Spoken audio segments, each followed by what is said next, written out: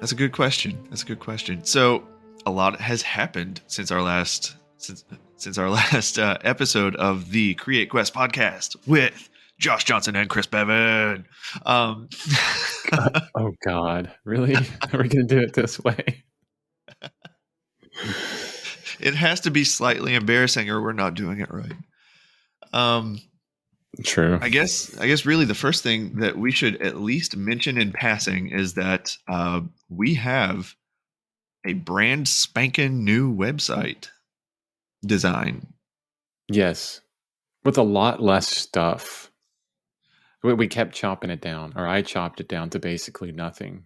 But I think when you think, hey, we released a new website, people may think you go on there and you're going to see all kinds of functionality. But honestly, the new website, exactly, the new website was remove bells and whistles, remove functionality, and focus on speed. I think the one thing that you will see on there is a clarity of content and lightning fast speed on every single device.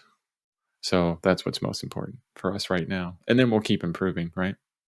Yeah, most definitely. So we have actually stripped away the course/quest functionality for now. That's a 4 now. That's going to be one of the first features we add back into it. Well, a bunch of bug fixes. Well, no, a couple bug fixes, and then we're going to be adding in Sensei LMS, learning management system on that. But Sweet. It's going to be our own make of it and do what we want to with it. Yeah, that's really exciting for me, especially I think since the latest book that we have both been reading is really making us rethink some of the courses we were putting up in the first place. So it's going to be a blast to see what kind of information that we can share. Yeah, The Art of Impossible by Stephen Kotler. That's the book we're talking about right now. If anybody has actually listened to this podcast and gone through a lot of our posts on our website, you will understand that both Joss and I went through the coach program with optimize.me, which is a wonderful and free for the Wisdom website. I definitely suggest you check it out. So it's packed chock full of tons of universal wisdom. But what's wonderful about The Art of the Impossible is it almost takes every single bit of that wisdom and puts it into one book, and then gives you a aspect of it that comes from biology that is universal. Most of the wisdom that you see in optimize.me is very personal. It's all about personality. But Stephen Kotler is able to move through the same wisdom and say, hey, this is just biology. It'll work for everybody if you do it this way.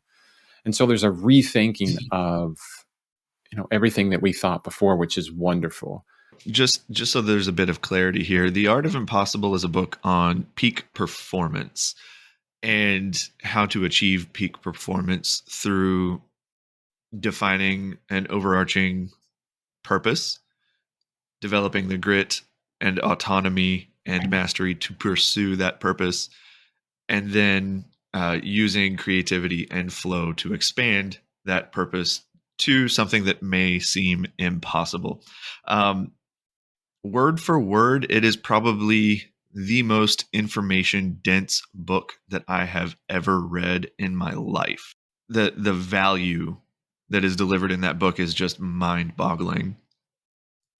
Right. And I read a lot, and so do you. We both read a lot, and I am saying that this is the book that I think could benefit people in a very broad sense. It could benefit the most people with the most information if they follow the advice. It's amazing. It's absolutely amazing. Fantastic. Yes, I totally agree. And I do have to say that, we're coming into this book after years of learning through the Optimize program, of being introduced to a lot of this universal wisdom, understanding motivation, momentum, flow in some way, goals, grit, drive, curiosity, passion, purpose, autonomy, persistence, determination, and all this kind of stuff. So we have kind of an already introductory to such a dense book. And when I was listening to the very end of it, and he summed up the checklist for entering the flow state, because it's really a book about the flow state and how to enter this flow state more consistently and more often, longer, blah, blah, blah. There was so much wisdom there that I felt that any person that was actually just reading that end of it would be overwhelmed and just say, I ain't got time for this. This is crazy. What is all this craziness? So be careful. If you're not introduced to a lot of the wisdom and you jump right into that book, it may be a bit overwhelming. Oh, yeah. It could definitely be overwhelming. So let's take an 80-20 approach to it. What piece of advice from The Art of Impossible do you think would benefit creators the most? That is a really, really good question. And honestly, it starts at the beginning of the book. Right. Especially if you're a creator that doesn't create, or a painter that doesn't paint, a writer that doesn't write, a creator that just doesn't create. Are you a business owner that's not creating a business today because you just don't have the motivation? And that's where it starts with is, well, honestly, passion, purpose, autonomy, mastery, curiosity. This is where it starts with, which is, subsets of an idea of motivation. And you can get that really from the beginning of the book. And I say this because of years and years being involved with other creators. And I consistently hear the same thing over and over and over again, which is, yeah, I kind of stopped that months ago. I haven't painted in months, haven't drawn in months, I haven't written in months. And it's not getting these stacked intrinsic motivators right in your life. And I think that's where it starts. I mean, even, building a visualization of this book, starting with motivation, goals, grit, and drive. So yeah, I think that's probably the most important thing. I think, in my opinion. I think you're definitely right on that one. If we're being honest, he sort of lays the book out in a way that makes the most sense to start here, move through here, do this. So he even lays it out, I think, in a way that if you start where he recommends and you follow his path, you're going to end up reaching the end of the book and being like, holy crap, I have a direction, Okay, the one thing that I will say about that is you're totally right. Yeah, it's almost a checklist, a timeline. Okay, here's where you start. You got to put this, you have to stack this item on next and get this right, then stack this item on next. But if you reach the end of the book and you're like, I know it all now, yeah, you're going to have to continue. Like, I have the ebook and the audiobook, and I'm going through both, and I'm thinking I'm going to have to stick with this book for months to really build this in, not only into my long-term memory, but build it into my life myself and experience, and figure out how I can get all of these intrinsic, extrinsic drivers to work towards, my big, massively transformative goals that he talks about. I mean, again, though, you and I, we've already worked through a lot of the foundational work for ourselves. And even though we've done that, I think we both want to take our time to consume and digest all of the information in this book. So this book specifically is the book that was like, wow, I'm going to slow down. I'm not worried about reading all of the books. I want to consume the best of whatever I'm reading. And if that takes me a month, if that takes me 2 months, if that takes me a year, that's how long it's going to take to get through this book, because I really want to digest the information instead of just consume it so that I can regurgitate it at other people. Exactly. Yeah, because you got to live it to really understand it. And it's like a diet, or as I like to say, a lifestyle. a lot of times you look at magazines, you look at other programs for an eating lifestyle, and they'll say, "Hey, we can get you thin in, whatever, a month or whatever. Lose 20 pounds in 2 weeks," which is really unhealthy, by the way. And they tend to gloss over the idea that in order to have a very healthy, transformative lifestyle with your physiology, it's not a week thing, a month thing, or 2 month or year thing. It's a rest of your life thing, right? That's the kind of commitment you have to understand. And that's what I feel that all the wisdom in this book is about. You have to slow down. Just on part one, I could probably spend a year getting all of those, getting motivation, passion, the full intrinsic stack, goals, grit, ferocity, really kind of plugged into my life, so it runs on autopilot. I could see myself spending a year on that and being probably the most important thing that I ever do in my life is getting those things correct. And I'm not saying this because, oh, this is the only book you should ever read. It's because Josh and I have gone through books and books and books, philosopher notes and information. And this is kind of like a culmination of all that wisdom that we've already known. And he puts it in a very clear, scientific based, biological based means that shores up our ideas that we kind of already knew. Okay. So it's not like, hey, this is a really cool book and I think we should do this. It's, wow, it's the same wisdom, but with a clearer pathway. So spending those months on just getting part one motivation right. I think the word we're missing, or the word we're sort of dancing around, is it's very practical. Oh God, yeah.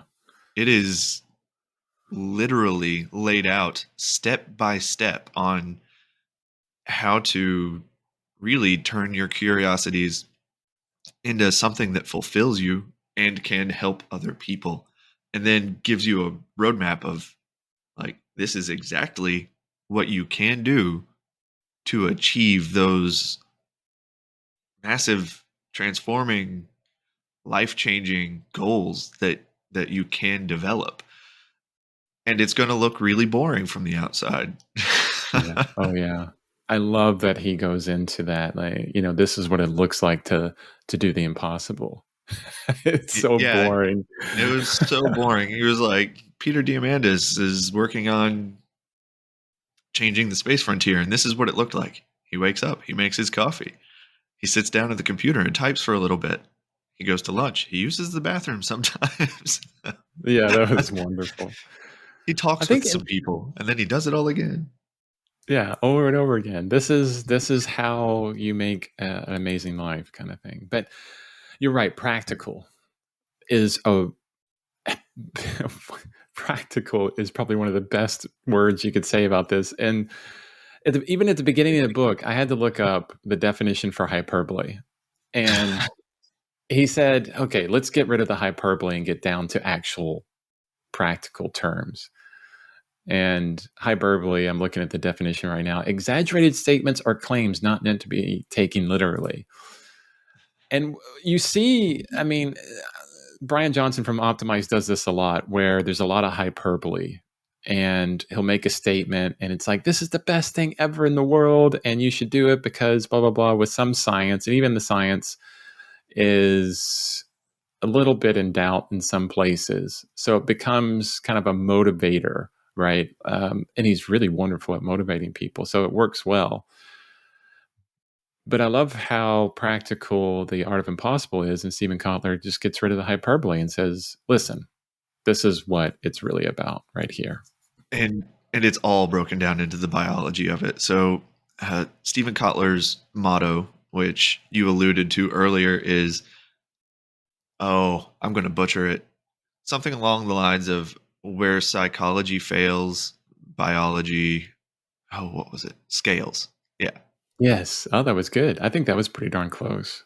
I think it was close. It was close. So he literally breaks it down into the evolutionary reasons that we need these intrinsic drivers and how to achieve them and what happens in the brain. Now, the neurochemistry is completely lost on me, but I love the fact that he puts it in the book. He's like, "You're getting addicted to dopamine right now." I'm like, "Fantastic."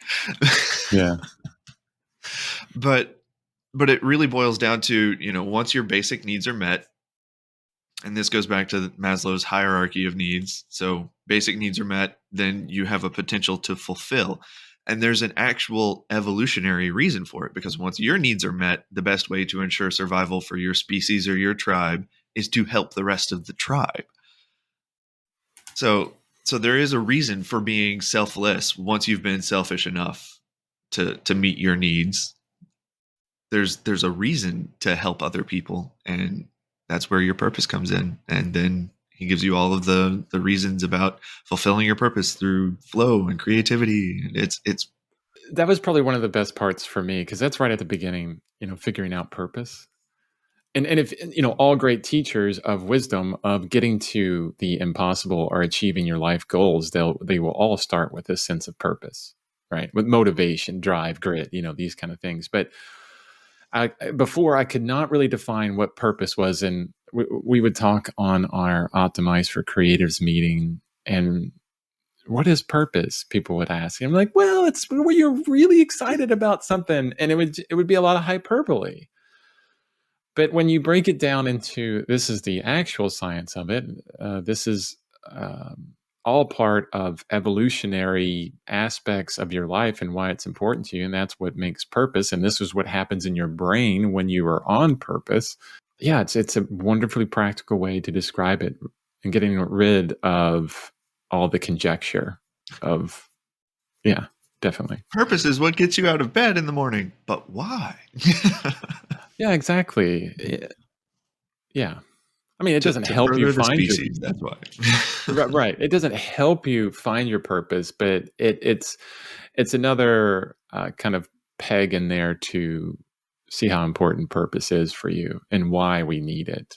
So if Stephen Kotler listens to this podcast, that would be freaking amazing. Hi, Steve. If it's okay if I call you Steve, probably not, but I'll say that anyway. I hope you don't sue us, Steve, but I would like to actually just go through the sort of a rough outline of developing a curiosity all the way into a purpose. What do you say? Yeah, let's do it. Okay. You start.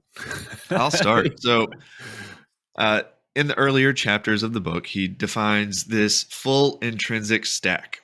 Now, as someone who's taken nootropics in the past, I appreciate the term stack. So stacking nootropics is finding these smart drugs that have a very synergistic effect, like caffeine with L-theanine, which is found in green tea. He uses the same terminology in terms of intrinsic motivators, and he starts with curiosity. Now, turning a curiosity, which is just something that you could research without getting bored, into a passion involves taking multiple curiosities, seeing where they intersect, and spending real time learning about how they intersect and how they have sort of a synergistic relationship. So the example he used was uh, insect proteins for athletes. So it was how insect proteins could be a good protein source for athletes, specifically all of the benefits, blah blah blah. Now, my wife's curiosity intersection is how being a fit parent can help her be a better, more present parent. So it's fitness and parenting and how they have a synergistic relationship. So that's how you take these curiosities and turn them into something a bit more by looking at the intersections and how they can play together.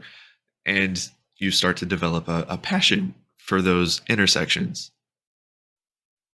But a passion is selfish. A passion is very greedy. It's very inward focused about the things that you enjoy. Then you go public with it. Cultivating real passion isn't this overnight process. you get it out there, right? And you show it to people, you get feedback. And then, like he says, you transform it into purpose by creating value for other individuals. How can my passion, you bring on, another bubble of that Venn diagram, how can the things that I'm passionate about, these intersections of two or three things come together and actually help the public in some way? Help people other than yourselves. That's what changes passion, like you said, Josh, which is very selfish, into purpose, where you're helping someone else. And then we get into the full intrinsic stack. What does it take to get on that road for passion and purpose? And I thought this was really wonderful, especially his description of autonomy and how important it is. And I've always thought this, well, in less concrete, less practical way. For example, years ago, my wife worked at the Woodland Park Zoo, and I decided one day, hey, I'm going to come out to you, and I'm going to take a bus, and see how long it takes, and maybe I can listen to a book or something like that. It took so freaking long to get to her that we couldn't do anything afterwards. We had to just drive home, get something to eat out, I think. It was ridiculous. This was years ago. And I was thinking, wow, individuals that don't have vehicles and need to drive or take a bus to work every day, which is wonderful for the environment.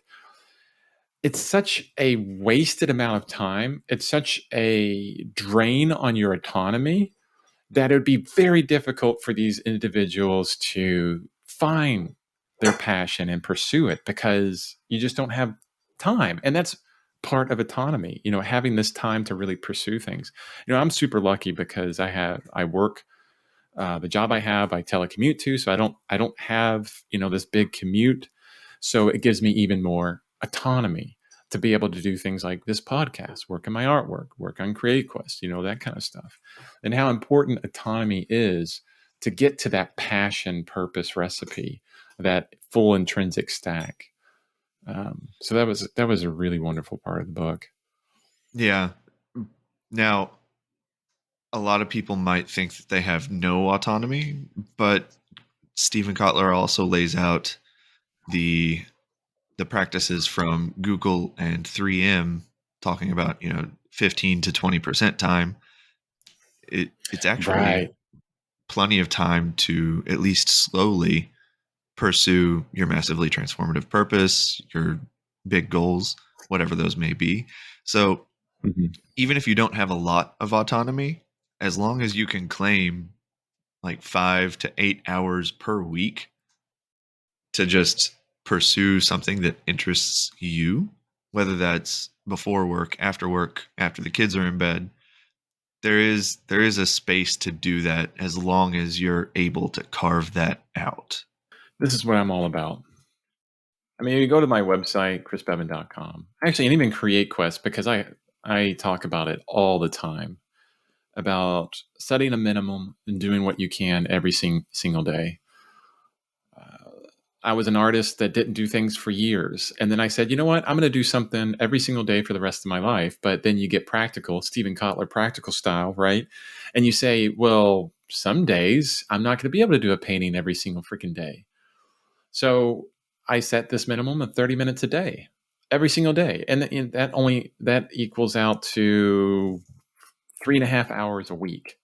And I've gone months of just doing that, and it's kept me into my art practice. Just the 30 minutes every single day, and how important that is for just getting the movement forward, because that builds something else that's really important. The grit to show up and do your 30 minutes when you don't feel like it.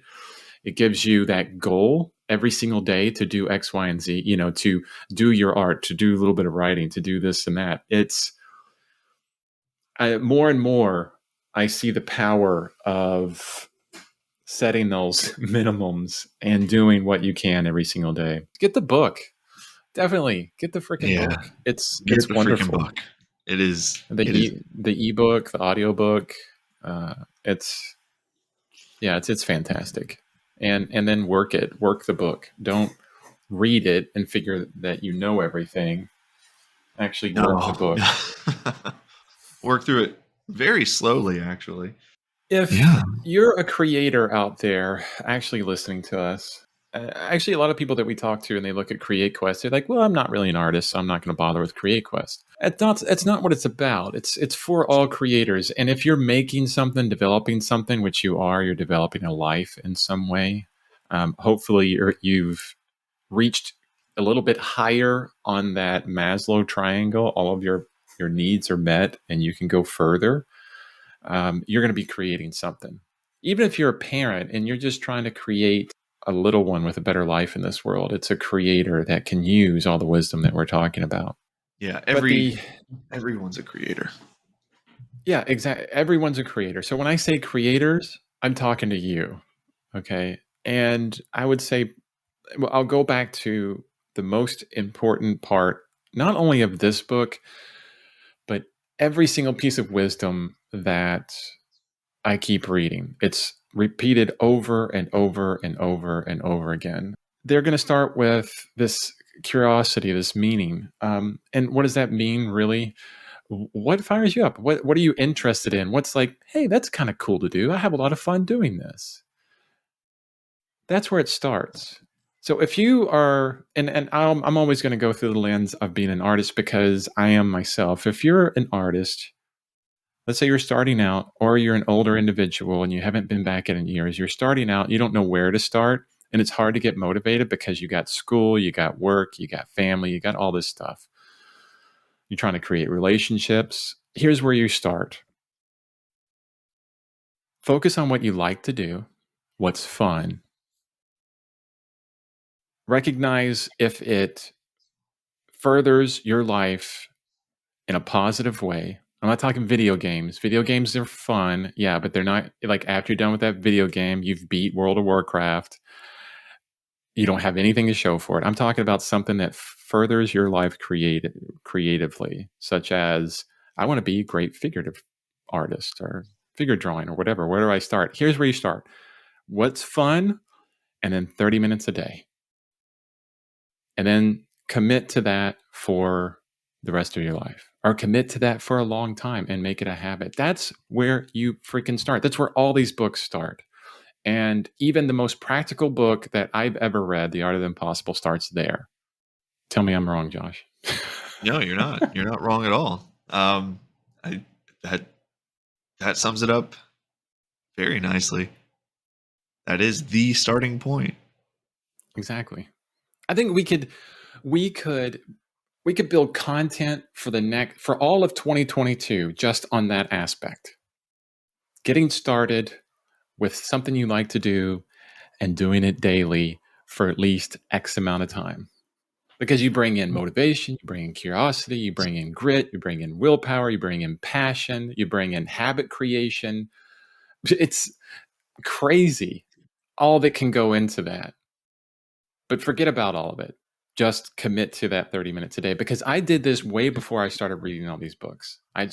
Because I had a passion.